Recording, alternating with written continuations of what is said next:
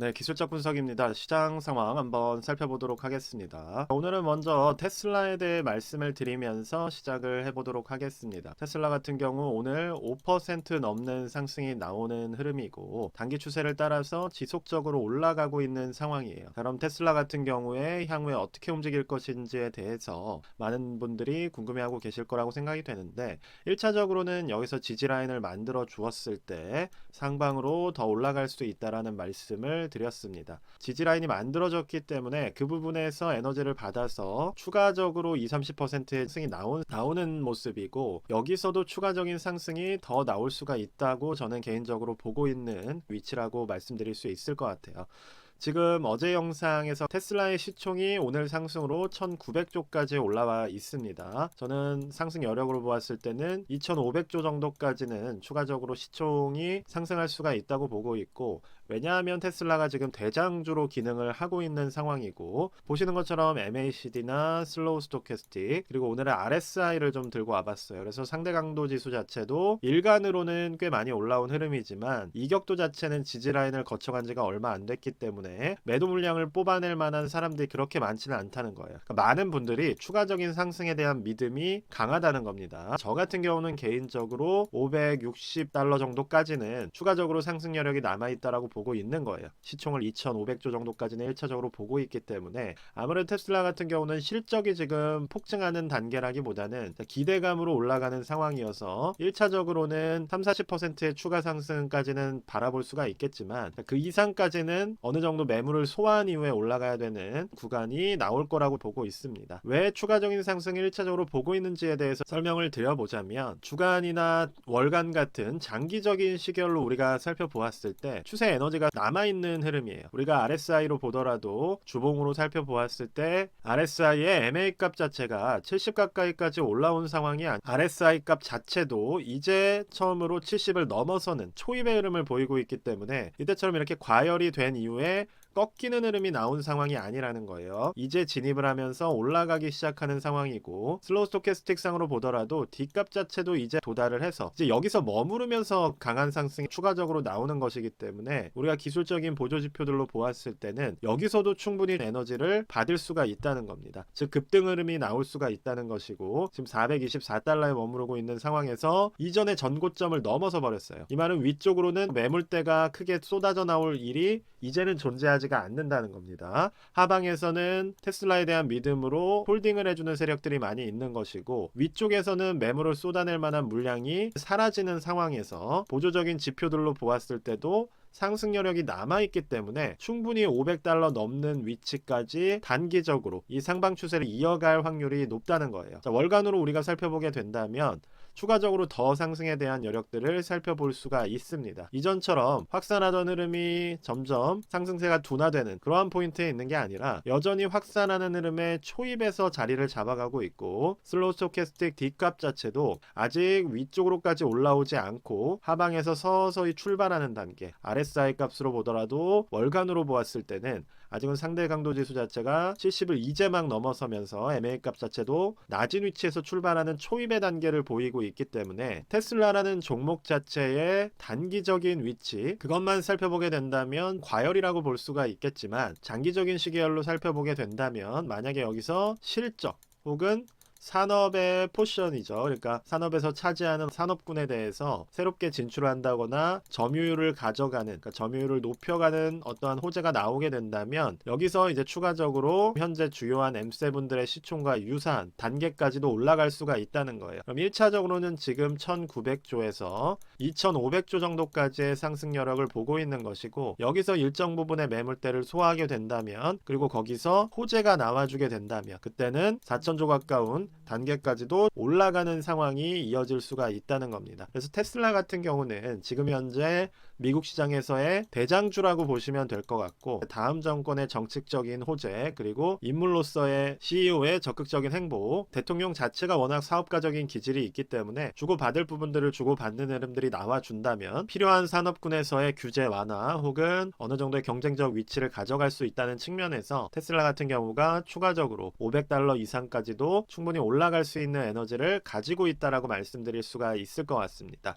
자, 테슬라의 상승에 대해서 긍정 긍정적으로 보는 이유는 지금 말씀드린 대로 장기적인 시계열 부분과 산업적인 호재 부분이 남아있기 때문에 이 위치에서 좀 더 상방을 노려도 된다는 말씀을 드리고 1차적으로는 550달러에서 60달러 정도 그 정도의 수준까지는 랠리가 이어질 수 있다는 점 말씀을 드리도록 하겠습니다. 자, 전체적인 지수를 오늘 살펴보게 된다면 나스닥 같은 경우가 1.8%나 상승이 나왔어요. 지금 장기적인 추세나 흐름으로 보았을 때 자, 대통령이 업무를 시작하는 그 전까지 산타랠리와 이어서 내년 연초까지는 어느 정도 상승이 만들어질 가능성이 높고 자, 미국에서의 계절적 요인을 말씀을 드려본다면 자, 미국은 항상 11월부터 2월 초까지는 상승을 잘 만들어가는 경향이 있습니다. 자, 이때는 계속해서 주식들이 올라갔다가 보통 3월부터 조금 조정을 받기 때문에 이번 올해 같은 경우에도 여기에 대선이라는 이벤트도 있었기 때문에 패턴이 반복될 가능성이 있다라고 보시는 게 맞을 것 같아요. 지금은 투자를 피해가기보다는 적극적으로 투자에 들어가야 될 시기가 맞는 것이고 저 같은 경우는 주요한 대장주 섹터들만 공략하는 게 좋다라고 강조를 드리고 있습니다. 개별 대장주에는 제가 계속 두 개 말씀드리고 있죠. 테슬라와 코인베이스입니다. 규모가 있는 종목을 투자를 해야 되기 때문에 대장주라는 거는 가상화폐 섹터와 테슬라 섹터를 말씀드리고 있고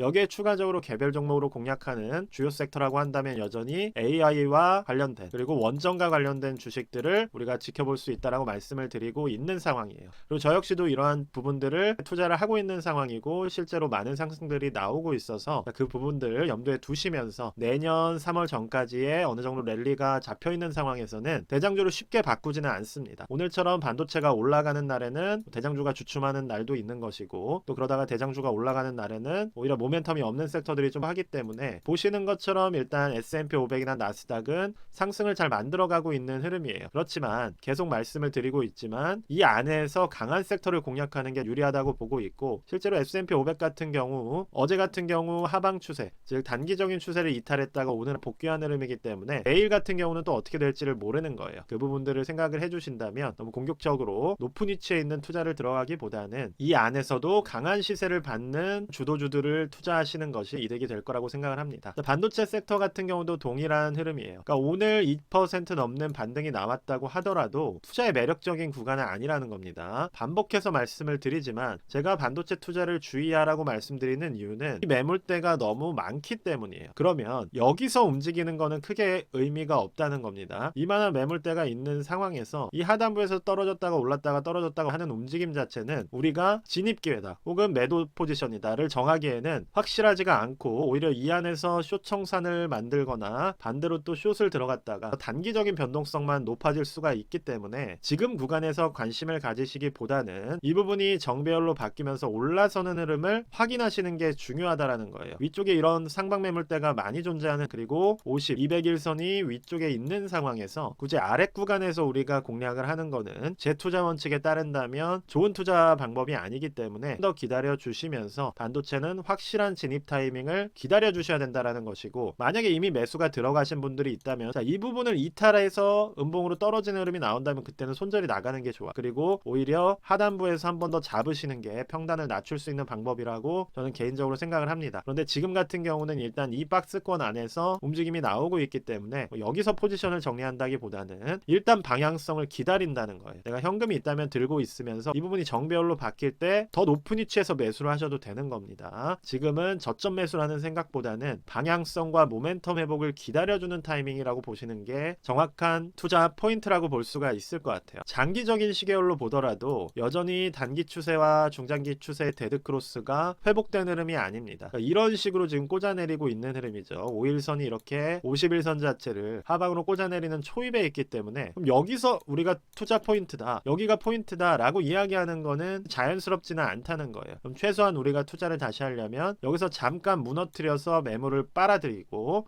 그러면서 이 부분을 다시 돌려놓으면 골든 크로스가 나오는 이 타이밍은 투자 포인트를 잡아갈 수는 있겠지만 이 구간에서 매수 기회라고 이야기하는 거는 상당히 어색하다는 겁니다. MACD는 이미 진행이 좀 많이 됐기 때문에 이 부분을 골든 크로스 돌리면서 다시 확산으로 만들어가는 흐름이 나와준다면 그때는 충분히 공략을 할 수 있는 것이지만 아직은 모멘텀 회복의 모습이 나오고 있지 않은 상황이기 때문에 굳이 미리 공략할 필요는 없다는 거예요. 모멘텀 회복은 우리가 어떤 식으로 알 수가 있느냐, 최소한 슬로우 스토캐스틱이라도 K값 자체가 상방으로 상승으로 쳐 올려주는 흐름이 나와야 됩니다. 그러니까 이러한 흐름들이 나와줘야 된다는 거예요. 이게 바로 모멘텀이 회복되는 신호일 수가 있기 때문에 지금 보시는 것처럼 에너지 자체가 이렇게 없는 상황이에요. 이럴 때 매수가 들어가게 된다면 오랫동안 보유해야 될 상황이 생기기 때문에 빠르게 진입을 하시기보다는 좀 더 지켜보시면서 상황이 좋아지는 부분을 기다려주시는 게 좋을 것 같습니다. 오늘 2.5%가 결국 올랐다고 하더라도 또 어제는 2.7%가 떨어졌던 것이기 때문에 일희일비하기보다는 큰 시계열상에서의 이 박스권 탈출을 기다려주시는 게 중요하다.